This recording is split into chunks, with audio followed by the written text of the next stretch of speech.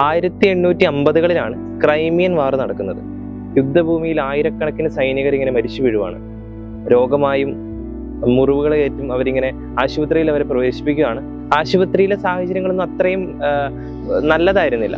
മലിനമായ മുറിവുകൾ, കിടക്കാൻ പോലും ഒരു സ്ഥലമില്ലാത്ത ആശുപത്രിയുടെ അവസ്ഥ, മരുന്നുകൾ കിട്ടാത്ത, മരുന്നിന്റെ ലഭ്യതയില്ലാത്ത അവസ്ഥ. അങ്ങനെ ആശുപത്രികൾ ഈ സൈനികരെ കൊണ്ട് നിറയുകയാണ്.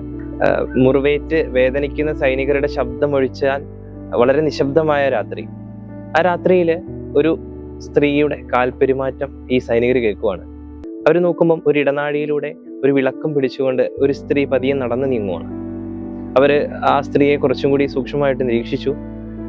അവർ നോക്കിയപ്പോൾ കണ്ടത് ഇങ്ങനെയാണ്: ഈ സ്ത്രീ ഓരോ സൈനികരുടെയും, മുറിവേറ്റ് കിടക്കുന്ന ഓരോ സൈനികരുടെയും അടുത്ത് ചെന്ന് അവരെ പരിചരിക്കുകയും അവർക്ക് ശുദ്ധമായ ജലം കൊടുക്കുകയും അവർക്ക് ഭക്ഷണം കൊടുക്കുകയും അവരോട് ആശ്വാസ വാക്കുകളൊക്കെ പറഞ്ഞ് അവരെ സമാധാനിപ്പിക്കുകയും ചെയ്തുകൊണ്ട് ഇങ്ങനെ ഓരോ വ്യക്തികളെ സന്ദർശിച്ച് ആ സ്ത്രീ ഇങ്ങനെ നടന്നു നീങ്ങുവാണ്. അവർ ശ്രദ്ധിച്ചപ്പോൾ കണ്ട മറ്റൊരു കാര്യം, ഈ സ്ത്രീ ഉറങ്ങുന്നില്ല ആ രാത്രി മുഴുവനും. ഈ സൈനികർ ഈ സ്ത്രീയെ പറ്റി കൗതുകത്തോടെ സംസാരിക്കുന്നു. ആരാണെന്ന് അറിയത്തില്ല, എന്തിനാണ് ഇവളിങ്ങനെ ചെയ്യുന്നതെന്ന് അറിയത്തില്ല. ഈ സ്ത്രീയുടെ ഒരു പരിചരണം കിട്ടിയ ഒരു സൈനികൻ അവരോട് ഇങ്ങനെ പറയുകയാണ്: ആ സ്ത്രീ എൻ്റെ അടുത്ത് വന്ന് സംസാരിച്ചപ്പം എൻ്റെ വേദന വളരെയധികം കുറയുന്നതായിട്ട് എനിക്ക് ഫീൽ ചെയ്തു എന്ന്.